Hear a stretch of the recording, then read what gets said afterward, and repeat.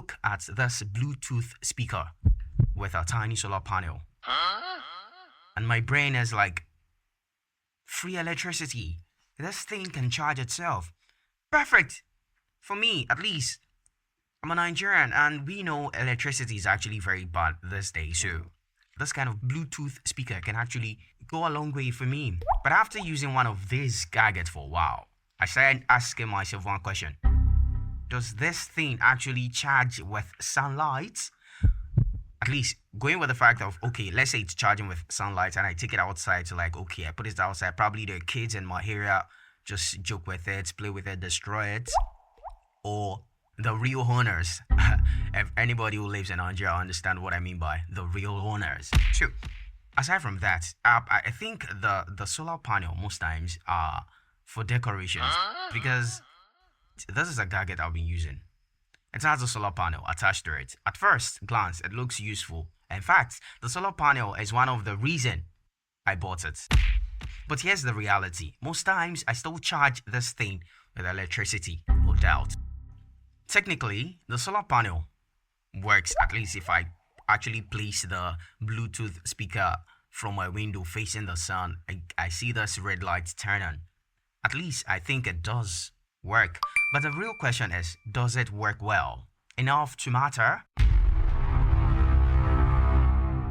Because there's a difference between its charges and its charged usefully. That's where many of these cheap solar gadgets fail. This panel is tiny, and tiny solar panel produce tiny amount of power. That means even after leaving it under sunlight for hours, the battery percentage barely changes.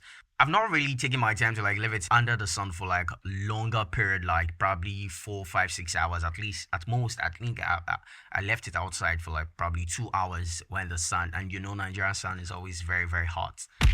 And it still boils down to the same thing, that probably if I turn it on in like 2 minutes, it's off.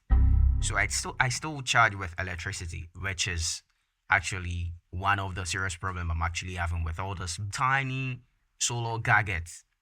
And this is why I think many companies are beginning to mislead us, because these gadgets are not truly solar powered. You get it? They are rechargeable gadgets with a small solar backup features. Because I always ask myself, like, okay, if this solar panel that's being used on this gadgets, if they actually work truly, all those brands like JBLs and the likes like that, they would actually be having those solar panel with their products.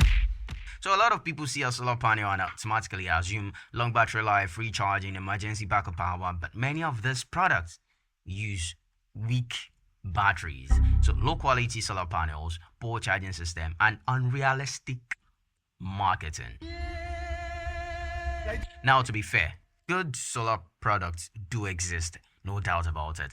There are proper solar lanterns and systems that genuinely work well.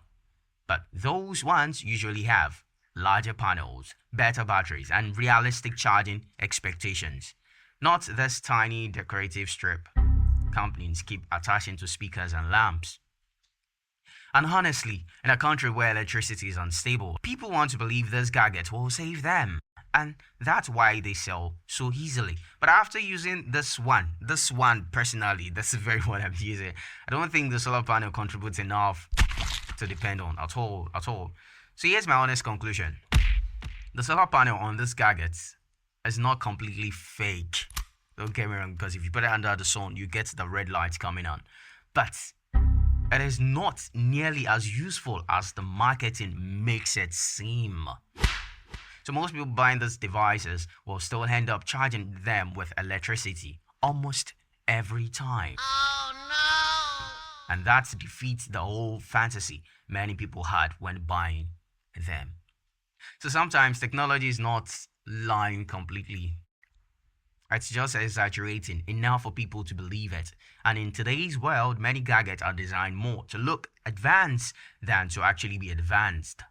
See you in my next video. Bye-bye.